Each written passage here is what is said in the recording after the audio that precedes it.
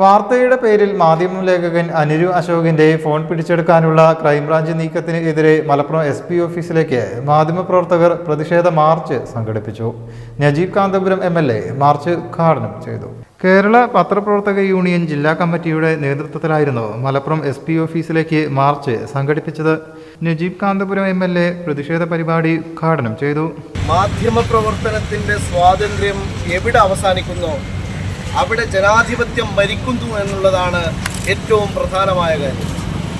ഞാനിവിടെ ഈ മാധ്യമപ്രവർത്തകരുടെ സമരത്തിൽ പങ്കെടുക്കുന്നത് നേരത്തെ ഇവിടെ പറഞ്ഞ പോലെ 20 വർഷത്തോളം ഒരു മാധ്യമപ്രവർത്തകനായി നിന്ന ഒരാളെന്ന നിലയിലാണ്.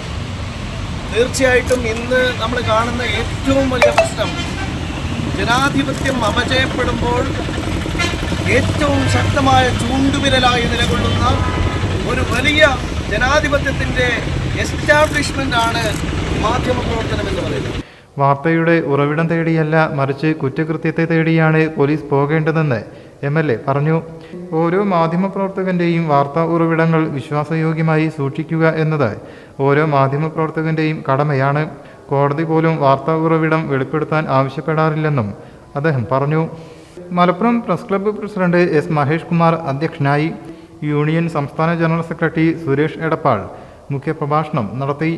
കേരള പത്രപ്രവർത്തക യൂണിയൻ സംസ്ഥാന കമ്മിറ്റി അംഗങ്ങളായ V. Ajaykumar, C. Prajosh Kumar, senior journalist forum ജില്ലാ അധ്യക്ഷൻ Veekshanam Muhammad, secretary NV Muhammad Ali, Malappuram press club ജില്ലാ എക്സിക്യൂട്ടീവ് അംഗം VP റാഷിദ് തുടങ്ങിയവർ സംസാരിച്ചു.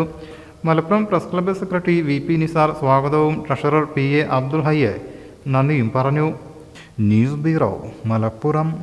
പുത്തനത്താണിയുടെ സ്വന്തം കനകമകൽ ജ്വല്ലറി ഇനി മുതൽ കനക ഗോൾഡൻ ഡയമണ്ട്സ്. കനക ഗോൾഡൻ ഡയമണ്ട്സ്, പുത്തനത്താണി. മാറുന്ന ലോകം, മാറ്റത്തിനൊപ്പം.